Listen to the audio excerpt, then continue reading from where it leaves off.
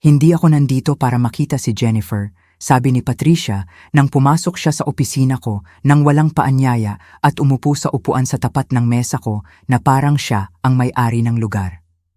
Nandito ako para kausapin ka tungkol sa bahay. Naramdaman ko ang paghigpit sa dibdib ko, pero pinanatili ko ang walang emosyong mukha. Ano ba ang tungkol sa bahay? Yumuko si Patricia. Pinagsama ang mga kamay sa paraang ginagawa ng mga taong magbibigay ng mahirap pero kinakailangang balita. Si Andrew at Stephanie ay buntis na. Kamakailan lang nila nalaman noong nakaraang linggo. Maaga pa, pero nagsisimula na silang mag-isip tungkol sa kinabukasan nila sa pagbibigay ng matatag na tahanan para sa kanilang anak. Binati ko sila ng maingat. Magandang balita yan. Oo, sang-ayon si Patricia, pero eto ang sitwasyon. Si Andrew at Stephanie ay kasalukuyang nakatira sa maliit na 2-bedroom condo sa sentro ng lungsod. Hindi iyon lugar para palakihin ang pamilya. Kailangan nila ng espasyo, bakuran, tunay na bahay sa magandang subdivision. Alam ko na kung saan patungo ito, pero gusto kong marinig niyang sabihin. At itong bahay na ito, tuloy ni Patricia habang tinuturo ang paligid na parang nagpe-present ng ebidensya sa korte. Itong bahay na pag-aari ni Andrew ay perpekto para sa kanila. 4 na kwarto, magandang bakuran sa likod, magandang distrito ng paaralan. Eksakto, yun ang kailangan nila. Parang malakas na suntok ang tumama sa akin sa mga salitang iyon, pero nanatiling walang reaksyon ang mukha ko. Si Andrew ang may-ari nitong bahay. Tumango ng malakas si Patricia. Siyempre. Pinili niya 3 taon na ang nakaraan, bago pa kayo ikasal. Siya ay mapagbigay na hinayaan kayong dalawa ni Jennifer na tumira rito, pero ngayong magkakaanak na siya, kailangan na niyang mabalik ito. Naiintindihan mo naman, di ba? Naiintindihan ko ng lubos. Naiintindihan ko na si Jennifer ay nagsinungaling sa buong pamilya niya ng 3 taon. Naiintindihan ko na tunay na naniniwala si Patricia na ang anak niya ang may-ari ng bahay na aking binabayaran. At naiintindihan ko na malapit na akong magdesisyon na magbabago ng lahat. Kailan kailangan ni Andrew na lumabas kami, tanong ko ng kalmado. Mukhang napakaluwag ni Patricia na hindi ako nagkontra. Si Stephanie ay manganganak sa loob ng 7 buwan, kaya gusto nilang makapasok sa loob ng susunod na 30 araw. Sapat na panahon, yan para makahanap ka ng magandang apartment kahit saan. Mas angkop para sa batang mag-asawa na walang anak. Mas angkop. Halos kahanga-hanga ang pagiging mapang-uyam sa boses niya. 30 araw, ulit ko. Napaka-espesipiko naman.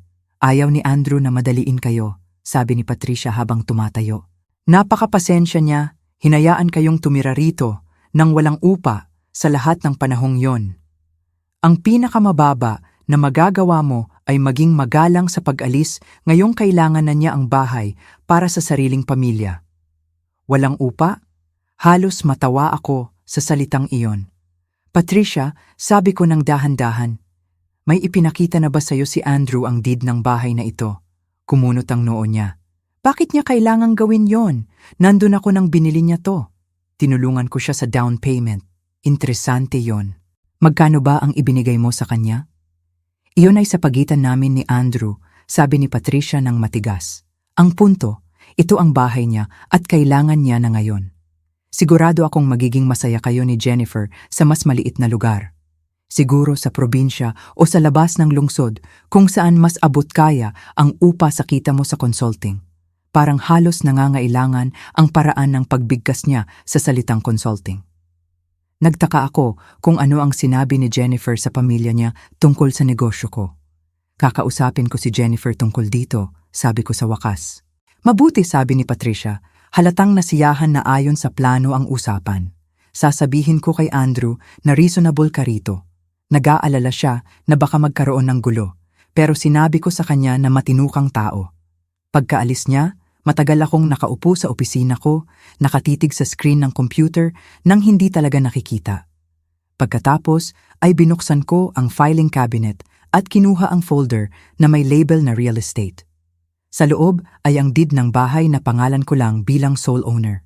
Katabi nito ang 36 buwang bank statements na nagpapakita ng 330,000 na monthly transfers para sa upa, kuryente, tubig at buwis sa ari-arian. Sinabi sa akin ni Jennifer noong una kaming lumipat na pag-aari ito ng kapatid niya, na mapagbigay itong hinayaan kaming tumira rito habang naglalakbay siya para sa trabaho. Sinabi niyang kailangan nating panatilihin ang itsura sa pamilya niya na napaka-tradisyonal nila at hindi nila maiintindihan kung malalaman nilang ako ang nagpo-provide ng lahat. Tulad ng tanga, sumunod ako. Hayaan kong maniwala ang pamilya niya sa anumang kwento na ginawa niya dahil mahal ko ang asawa ko at gusto kong mapasaya siya. Pero ito, iba na to. Hindi lang ako ininsulto ni Patricia. Ipinakita niya na mas malalim pa ang mga sinungaling ni Jennifer kaysa sa inakala ko. Halos pinaniwala niya ang buong pamilya na si Andrew ang may-ari ng bahay namin at hinayaan kaming tumira roon dahil sa kabutihan niya. Pag-uwi ni Jennifer mula sa yoga, pawis at masigla, nakita niya akong nakaupo sa hapag ng kusina na bukas ang real estate folder sa harap ko. "Hey babe," sabi niya, "kumuha ng tubig sa ref. Marami ka bang natapos na trabaho kaninang umaga dumaan ang nanay mo?" sabi ko. Bahagyang nawala ang ngiti ni Jennifer. "Oh, ano ang gusto niya?" Dumating siya para sabihing kailangan ni Andrew na lumabas kami sa loob ng 30 araw para sila ni Stephanie ay makapagpalaki ng baby sa bahay na pag-aari niya. Nalaglag ang bote ng tubig mula sa kamay ni Jennifer, tumama sa sahig ng malakas. Tumapo ng tubig sa tiles pero hindi siya gumalaw para punasan. "Kyle, maipapaliwanag ko." "Ano ang ipapaliwanag mo?" tanong ko. Kakaiba ang kalmado ng boses ko. Ipaliwanag kung bakit akala ng buong pamilya mo na nakatira ako rito nang walang upa dahil sa kabutihan ni Andrew. Namutla si Jennifer. "Hindi ganyan yon." "Ano nga ba, Jennifer?" "Dahil mula sa kinaroroonan ko, parang nagsisinungaling ka sa lahat, kasama na ako." Umupo siya ng bigla sa upuan sa harap ko. Ang pamilya ko, may mga inaasahan sila. Si Andrew, palagi ang matagumpay, ang laging tama ang ginagawa. Noong ikinasal tayo at binili mo tong bahay, hindi ko masabi sa kanila na mas magaling ka kaysa kay Andrew. Masisira ang nanay ko. Tinitigan ko ang asawa ko na parang estranghero. Kaya sa halip, hinayaan mong akalain nila na ako ang charity case, na ang kapatid mo ang sumusuporta sa atin. "Sinusubukan kong mapanatili ang kapayapaan," sabi ni Jennifer ng desperado. "Alam mo kung gaano ka-competitive ang pamilya ko. Kung malalaman nilang ikaw ang bumili ng bahay na ikaw ang nagbabayad ng lahat, maraming problema ang lilitaw." "Problema para kanino?" tanong ko. Dahil sa tingin ko, ako lang ang may problema ngayon. Kung sa tingin mo'y mahalaga ang kwentong ito at gusto mong marinig ang susunod na mangyaring mag-like sa video na ito, mag-comment sa ibaba ng iyong saloobin, at mag-subscribe sa channel para hindi mo makaligtaan ang mga update. Ang suporta mo ang lahat sa amin at nakakatulong para maipagpatuloy ang pagdadala ng mga makapangyarihang kwento na ito. Inabot ni Jennifer ang kamay ko, pero inalis ko. "Kyle, pakiusap. Balak ko sanang sabihin sa kanila balang araw. Kailangan ko lang ng tamang oras." 3 taon, sabi ko. "May 3 taon ka para maghanap ng tamang oras. Ano ang gagawin mo?" Tanong ni Jennifer, maliit ang boses. Tinitigan ko ang babaeng pinakasalan ko, ang babaeng pinagsamahan ko sa buhay, at napagtanto kong hindi ko siya kilala. Bibigyan ko ang nanay mo ng eksakto sa hiniling niya. Kinabukasan, Linggo, tumawag ako sa moving company na espesyalista sa mabilis na paglipat. Yung uri na mas mahal pero kaya nang ipak at ilipat ang lahat sa loob ng 48 oras. Pagkatapos ay tinawagan ko ang real estate attorney ko, si Martin Crawford, nakasama ko noong binili ko ang bahay. "Kyle," sabi ni Martin nang sagutin niya, "ano ang maitutulong ko sa'yo?" "Kailangan kong ilagay agad sa market ang bahay ko," sabi ko. "At kailangan kong malaman kung ano ang mga option ko tungkol sa access ng asawa ko sa property." May katahimikan. "Divorce ba to ang pinag-uusapan natin?" "Klarifikasyon ng ownership ang pinag-uusapan natin," sagot ko. "Pangalan ko lang ang nasa bahay, binili bago ang kasal." Gusto kong siguradong malinaw ang lahat legally. Tahimik si Martin sandali.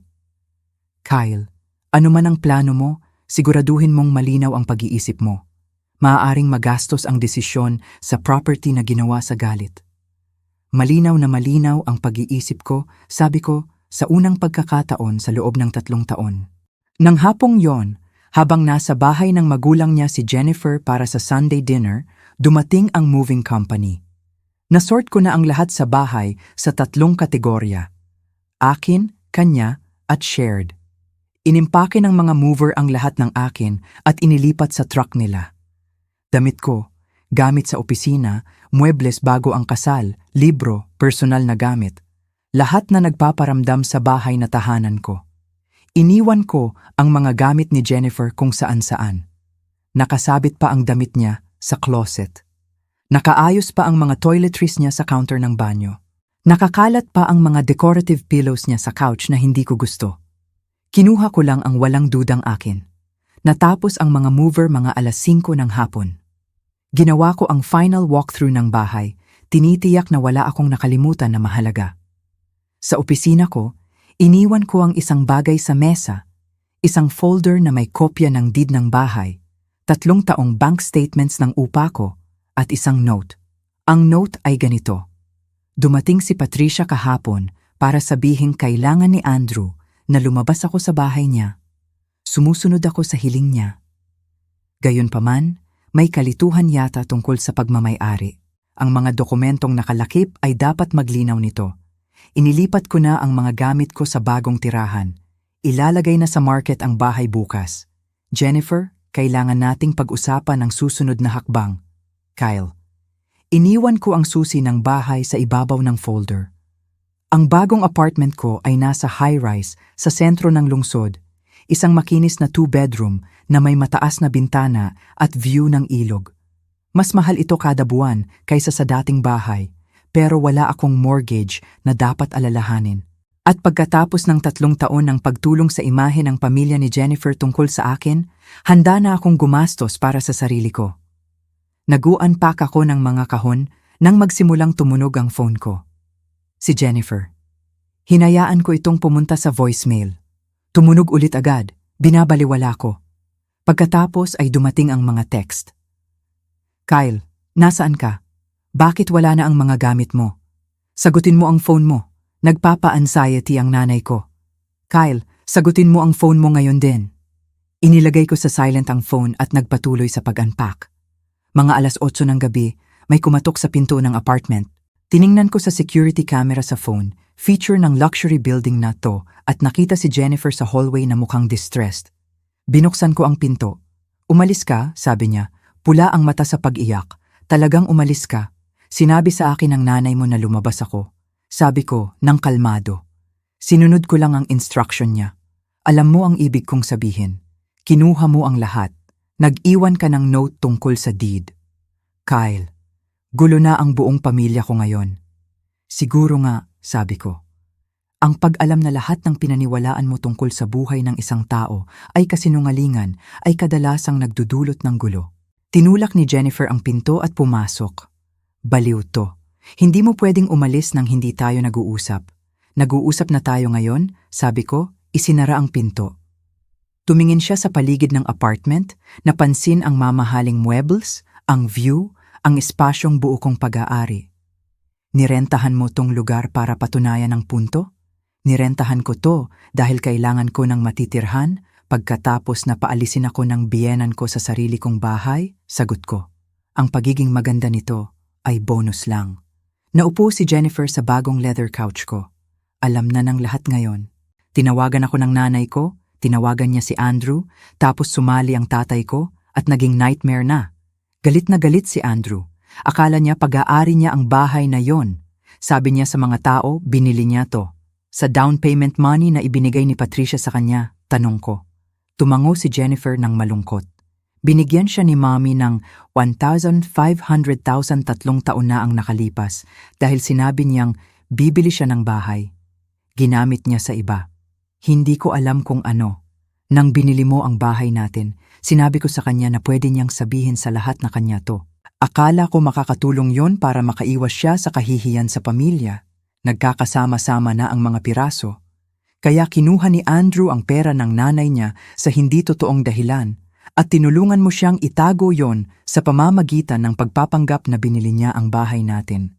Pansamantala lang dapat, giit ni Jennifer, hanggang makabili siya ng sariling bahay. Pero patuloy siyang gumagastos sa iba at naging mas madali na lang na ituloy ang kwento. Mas madali para sa lahat maliban sa akin, sabi ko. Tumingala si Jennifer sa akin na may luha sa mata. Sorry, alam kong dapat sinabi ko sa iyo ang totoo mula simula. Alam kong hinayaan kong tumagal, pero Kyle, kailangan mong intindihin. Komplikado ang pamilya ko. Ang dynamics, ang expectations, ang paraan ng paghahambing sa amin ng nanay ko. Nakakapagod. Kaya ang solusyon mo ay hayaan silang akalain na talo ako at nabubuhay sa kabutihan ng kapatid mo? Tanong ko. Hindi, mabilis na sagot ni Jennifer. Hindi ko sinabing talo ka. Hinayaan ko lang na akalain nilang maayos si Andrew sa gastos ko. Wala siyang sagot doon. Umupo ako sa upuan sa harap niya. Jennifer, 3 taon akong nagkunwaring iba ako para sa pamilya mo. Nakaupo ako sa Sunday dinners habang pinagmamalaki ni Andrew ang property investments niya habang pinupuri siya ng nanay mo sa pagiging mapagbigay sa amin. Binigyan pa ako ng payo ng tatay mo kung paano maging mas magaling na provider, na magtrabaho ng mas mahirap para pantay kay Andrew. At sa buong panahon, ako ang nagbabayad ng lahat. Alam ko, bulong ni Jennifer. Alam kong mali yon. Talaga ba? Tanong ko. Dahil ang pinakamasama ay hindi pa ang pagsisinungaling. Ang pinakamasama ay noong sinabi sa akin ni Patricia na lumabas ako, hindi mo ako ipinagtanggol. Hindi mo sinabi ang totoo. Hahayaan mo akong paalisin sa sarili kong bahay nang walang salita. Bumagsak ang mukha ni Jennifer. Balak ko sanang sabihin sa kanya. Kailangan ko lang malaman kung paano. 3 taon mo nang kailangang malaman kung paano, sabi ko. Ang katotohanang hindi mo pa rin nakita ang paraan ay nagsasabi sa akin ng lahat tungkol sa priorities mo. Ano ang ibig sabihin nun? Tanong ni Jennifer, may takot sa boses. Sumandal ako sa upuan. Ibig sabihin tapos na ako sa pagprotekta sa damdamin ng pamilya mo sa halaga ng dangal ko. Ibig sabihin ilalagay na sa market ang bahay bukas. At anumang mapala natin sa pagbebenta ay akin dahil binili to bago ang kasal gamit ang pera ko. Ibig sabihin, kailangan mong magdesisyon kung anong klaseng kasal ang gusto mo dahil hindi na ako babalik sa pagiging invisible para magmukhang magaling si Andrew. Tumayo si Jennifer, yumakap sa sarili. Talagang ibebenta mo ang bahay natin? Hindi kailanman naging bahay natin yon, sabi ko. Ayon sa pamilya mo, bahay yon ni Andrew. At ayon sa katotohanan, bahay ko yon, pero hindi kailanman naging atin. Naglakad siya patungo sa pinto, pagkatapos ay humarap ulit. Saan tayo patungo mula rito? Depende sa'yo, sabi ko. Pwede mong sabihin sa pamilya mo ang totoo at harapin ang resulta, o pwede kang manatili sa pantasya nila. Pero sa alinmang paraan, tapos na ako sa pagiging bahagi ng palabas. Pagkaalis ni Jennifer, tumayo ako sa mataas na bintana, tinitingnan ang ilaw ng lungsod na sumasalamin sa ilog. Patuloy na sumasabog ang phone ko sa mga mensahe. Pamilya, Patricia, Andrew, kahit ang tatay ni Jennifer, si Robert. Nag-order ako ng takeout at ginugol ang gabi sa pagbasa ng mga mensahe. Partikular na nakakatawa ang kay Patricia. Kyle, may malaking maling pagkakaintindi. Kailangan nating pag-usapan ito ng mature. Hindi mo pwedeng ibenta ang bahay ni Andrew nang hindi siya kinakausap. Lubos itong hindi makatwiran. Mas agresibo ang kay Andrew. Akala mo pwede mong nakawin ang bahay ko? Makakarating to sa lawyer ko. May utang ka ng paliwanag sa pamilya ko. Sino ka ba talaga? Kinabukasan, nakipagkita ako kay Martin Crawford sa opisina niya.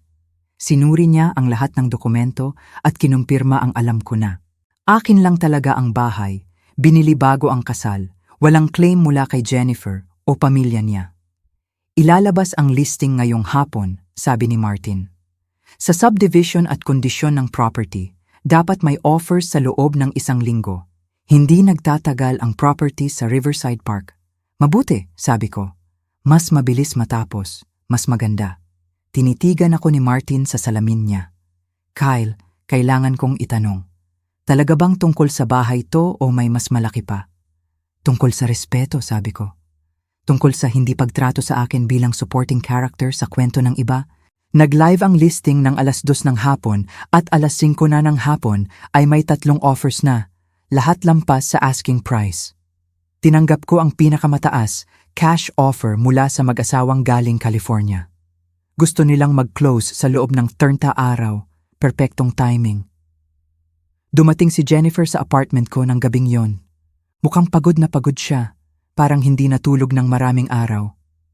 Ginawa mo talaga, sabi niya nang buksan ko ang pinto. Binenta mo ang bahay. Tinanggap ang offer pagwawasto ko. Mag-close kami sa 30 araw. Kyle, pakiusap. Pwede ba tayong mag-usap tungkol dito? Pinapasok ko siya at naupo kami sa living room na parang estranghero sa business meeting.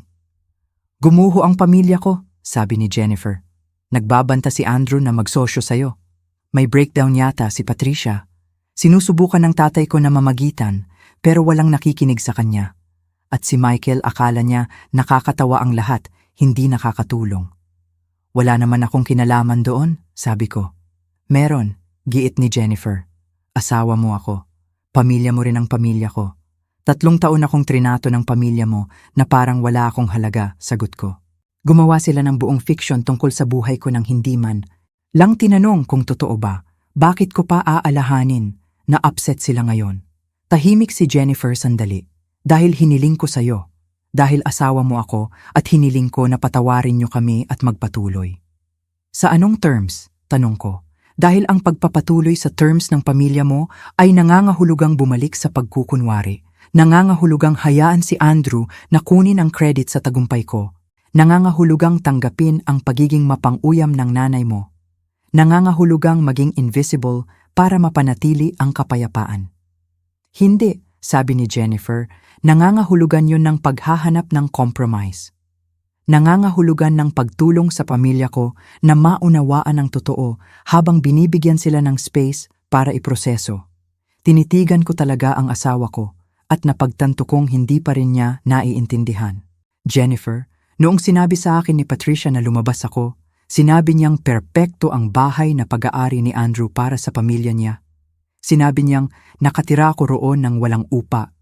Sinuggest niyang maghanap ako ng apartment na mas angkop sa consulting income ko. Naiintindihan mo ba kung ano ang pakiramdam noon? Napuno ng luha ang mata ni Jennifer. Sorry. Hindi ko gusto na sabihin niya yun sa'yo, pero ikaw ang gumawa ng sitwasyon na nagbigay daan doon, sabi ko. Ikaw ang nagtayo ng realidad kung saan pwede akong tingnan ng nanay mo sa mata at i-dismiss ang lahat ng naabot ko dahil hindi yon kasama sa kwento ng pamilya niyo. Ano ba ang gusto mo sa akin? Tanong ni Jennifer ng desperado. Gusto kong sabihin mo ang totoo, sabi ko ng simple. Hindi para i-spare ang damdamin nila. Hindi para i-manage ang reaksyon nila. Ang totoo lang. Gusto kong sabihin mo sa nanay mo na ako ang bumili ng bahay. Gusto kong sabihin mo kay Andrew na wala siyang karapatan mag-claim sa property ko. Gusto kong sabihin mo sa tatay mo na ako ang sumusuporta sa atin sa buong panahon. At gusto kong gawin mo yon nang hindi humihingi ng paumanhin sa tagumpay ko o pinapaliit ito para maging komportable sila. Pinunasan ni Jennifer ang mata. Gusto mo bang ipahiya ko ang pamilya ko? Hindi. Gusto ko lang na igalang mo ang asawa mo. May pagkakaiba yon. Tumayo siya para umalis, pagkatapos ay humarap ulit. Kung gagawin ko to, kung sasabihin ko sa kanila ang lahat, baka hindi na nila ako mapatawad. Kung ganoon, malalaman mo kung paano ako naramdaman sa nakaraang 3 taon, sagot ko. 1 linggo pagkatapos, tinawagan ako ni Jennifer. Sinabi ko na sa kanila, sabi niya, mahina ang boses. Sinabi ko sa kanila ang lahat. At galit na galit si Andrew. Nararamdaman niyang pinagtaksilan ko siya dahil hinayaan ko siyang gamitin ang bahay bilang cover story. Nahihiya si Patricia sa mga sinabi niya sa'yo. Disappointed ang tatay ko sa ating dalawa. Akala ni Michael kami mga hangal. Paano ka? Tanong ko. Pagod? Inamin ni Jennifer pero parang mas magaan din. Parang may dala akong bigat at natanggal ko na. Ganyan gumagana ang katotohanan, sabi ko. Kyle, alam kong wala akong karapatan magtanong nito, pero may pagkakataon pa ba na maayos natin ang atin? Hindi ang family drama, tayo lang. Matagal ko itong pinag-isipan, hindi ko alam. Sinungalingan mo ako ng 3 taon, Jennifer. Inuna mo ang ginhawa ng pamilya mo kaysa sa kasal natin. Hindi yon basta makakalimutan. Naiintindihan ko, sabi niya ng mahina. Pero gusto kong subukan. Gusto kong maging asawa na deserve mo mula simula. Kailangan natin ng counseling, sabi ko sa wakas. Tunay na counseling kung saan pag-uusapan natin ang lahat. Ang pagsisinungaling, ang family dynamics, ang paraan ng pag-prioritize mo sa damdamin nila kaysa sa akin. Lahat. Gagawin ko, sabi ni Jennifer agad. Kahit ano pa yan. At kailangang maintindihan ng pamilya mo na tapos na ako sa paglalaro ng laro nila, tuloy ko. Kung gusto nilang maging bahagi ng buhay natin, kailangan nila akong tratuhin ng may respeto. Tunay na respeto, hindi yung pekeng kagandahang loob na ipinapakita nila sa charity case. Sisiguraduhin kong maintindihan nila, pangako ni Jennifer. Nag-close ang bahay pagkatapos ng 30 araw. Nagsimula kami ni Jennifer ng counseling sa sumunod na linggo. Si Dr. Sarah Mitchell ay espesyalista sa couples therapy at hindi siya nagpapaligoy-ligoy. Jennifer, 3 taon kang gumawa ng malaking fiction para protektahan ang damdamin ng pamilya mo, sabi ni Dr. Mitchell sa 2nd session. Pero sino ang nagprotekta sa damdamin ni Kyle? Walang magandang sagot si Jennifer. Brutal ang mga session. Pinag-usapan namin ang boundaries, honesty, at ang mga paraan kung paano natutunan ni Jennifer na i-prioritize ang ginhawa ng pamilya kaysa sa kasal nila. Pinag-usapan namin ang tendency ko na sumunod sa mga bagay na nakakabagabag sa akin sa halip na harapin ng direkta. Pinag-usapan namin ang pagbuo ng bagong pundasyon batay sa katotohanan sa halip na kaginhawaan. Sa wakas ay nakipag-ugnayan si Patricia sa akin para magkape. Sumang-ayon ako, higit sa pagka-curious kaysa pagpapatawad. Mukha siyang tumanda, nakaupo sa harap ko sa Starbucks malapit sa opisina ko. Nawala na ang kumpiyansa na lagi niyang dala, pinalitan ng kahihiyan. Kyle, may utang ako sa iyo ng paumanhin, sabi ni Patricia, bahagyang nanginginig ang boses. Ang mga sinabi ko sa iyo, ang mga akala ko, malupit at lubos na mali. Wala akong karapatan magsalita sa iyo ng ganoon. Tama ka, hindi mo dapat. Sang-ayon ko. Ipinaliwanag ni Jennifer ang lahat, tuloy niya. Tungkol sa bahay, sa pera, sa paraan ng paniniwala namin sa mga kwento ni Andrew nang hindi nagtatanong. Parang tanga ako. Dapat maramdaman mo na parang ina kang nagbigay pabor, sabi ko ng diretsyo. Dahil yun ang ginawa mo. Akala mo matagumpay si Andrew at hindi ako dahil yun ang akma sa kwento mo. Napangiwi si Patricia. Tama ka, pinaboran ko si Andrew. Palagi na. Siya ang panganay ko at siguro nasanay na akong maniwala na hindi siya nagkakamali. Nagkamali siya, sabi ko. Kinuha niya ang fund 500,000 mula sa iyo sa hindi totoong dahilan at hinayaan kang maniwala na binili niya ang bahay gamit yon. Pagkatapos ay 3 taon niyang tinanggap ang papuri para sa property na hindi niya pag-aari. Hindi lang mali yon. Pandaraya yon. Alam ko, sabi ni Patricia ng mahina. Nagkaroon kami ng napakahirap na usapan bilang pamilya. Hindi kami nag-uusap ni Andrew ngayon. Galit na galit si Robert sa amin lahat. At si Michael ay sinusubukang manatili sa labas habang siya lang ang mukhang nakakakita ng malinaw. Ano ang sinasabi ni Michael? Tanong ko. Natrinato niyo akong basura at sa wakas ay sapat na sa akin, sabi ni Patricia. At tama siya. Sumipsip ako ng kape, hinayaang tumagal ang katahimikan. May magagawa ba ako para maayos to? Tanong ni Patricia sa wakas. Itigil ang paghahambing ng mga anak mo, sabi ko. Itigil ang pagdedesisyon kung sino ang matagumpay at hindi batay sa arbitraryong standard. At itigil ang pakikialam sa kasal namin. Kung gagawin naming gumana ni Jennifer to, kailangan naming gawin nang wala kang pag-hover sa bawat desisyon. Tumango ng dahan-dahan si Patricia. Kaya ko yun. Makikita natin, sabi ko, tumayo. Mas mahalaga ang aksyon kaysa salita. 3 buwan pagkatapos, lumipat kami ni Jennifer sa bagong bahay. Ito ay nasa pangalan naming dalawa. Malinaw na pahayag na nagbuo kami ng isang bagay ng sama-sama. Mas maliit ito kaysa sa dating lugar, pero mas moderno. At pinakamahalaga, pag-aari naming pareho. Sa wakas ay humingi ng paumanhin si Andrew sa pamamagitan ng sulat. Hindi niya kayang harapin ako personally na nagsasabi ng lahat tungkol sa karakter niya. Puno ng dahilan at justification ang sulat, pero sa gitna ay may mukhang tunay na pagsisisi. Tinanggap ko ang paumanhin, pero nilinaw kong hindi kami magiging close. Si Michael ay naging hindi inaasahang kakampi. Palagi siyang nasa gilid ng family drama at mukhang matagal na niyang pinapanood ang dynamics ng may lumalaking inis. Alam mo kung ano ang pinakamagandang parte nito, sabi ni Michael isang linggo nang makapagdaos kami ng medyo normal na family dinner. Ang panunood sa lahat na mapagtanto nilang sumasamba sila sa imahinaryong tagumpay ni Andrew habang binabaliwala ang tunay mong tagumpay. Parang nakakita ng mga taong nagigising mula sa kulto. Michael, sabi ni Jennifer, pero nakangiti siya. Ano? Totoo naman. Si Kyle ang nagbabayad ng lahat habang si Andrew ay bumibili ng luxury watches sa credit at nagpapanggap na real estate mogul. Absurdo ang buong bagay. Sa pagtingin ngayon, 6 na buwan pagkatapos sabihin sa akin ni Patricia na lumabas ako sa sarili kong bahay, nakikita ko kung paano naging turning point ang sandaling yon. Hindi lang sa kasal ko, kundi sa pag-unawa ko kung ano ang tatanggapin at hindi tatanggapin sa buhay ko. Natutunan ko na minsan ang pinakamabait na bagay ay itigil ang pagprotekta sa mga tao mula sa bunga ng kanilang aksyon. Natutunan ko na ang pagiging mas malaki ay hindi nangangahulugang pagiging tahimik. At natutunan ko na ang mga taong tunay na nagpapahalaga sa iyo ay ipapakita ito sa aksyon, hindi sa salita. Kami pa rin ni Jennifer. Nagtatrabaho kami sa pagbuo ulit ng tiwala, isang tapat na usapan sa bawat oras.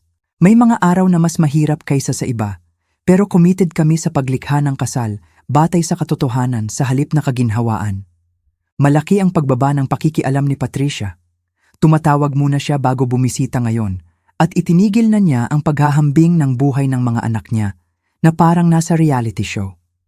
Nagkaanak sina Andrew at Stephanie. Babae na pinangalan ng Emma. Nagpadala ako ng regalo dahil hindi ako halimaw pero hindi ako dumalo sa celebration sa ospital. Umunlad ang negosyo ko. Lumalabas na kapag itinigil mo ang paggamit ng emosyonal na enerhiya sa pag-manage ng pananaw ng iba, marami kang oras at focus para sa tunay na trabaho. Nag-hire ako ng pangatlong analyst noong nakaraang buwan at isinasaalang-alang na magbukas ng pangalawang opisina. Ang apartment sa sentro ng lungsod ay naging santuwaryo ko noong mga mahirap na buwan. Paalala na kaya kong tumayo mag-isa kung kailangan. Pinanatili ko ito sandali, kahit pagkatapos naming lumipat ni Jennifer sa bagong bahay, bilang backup plan at pahayag ng kalayaan. Pero ang pinakamahalagang natutunan ko ay ito. Tinuturuan mo ang mga tao kung paano ka tratuhin.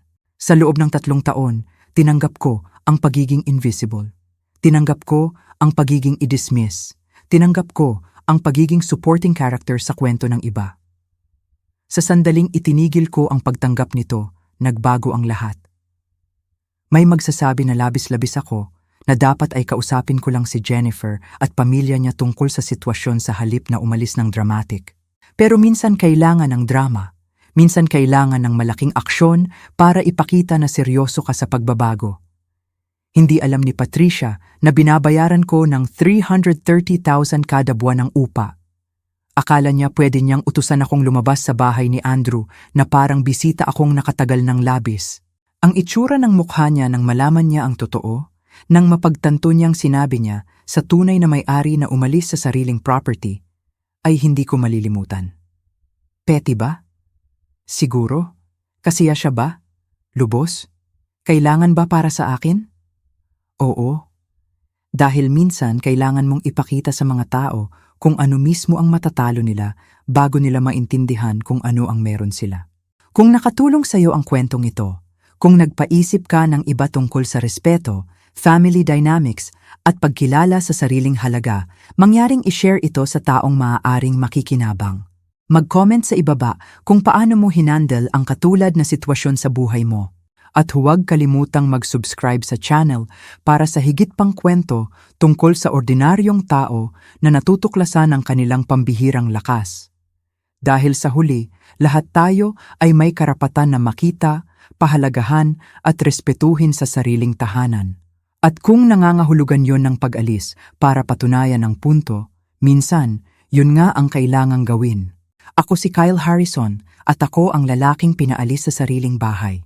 Pero higit sa lahat, Ako ang lalaking nagdesisyong deserve niya ng mas mabuti at gumawa ng aksyon tungkol dito.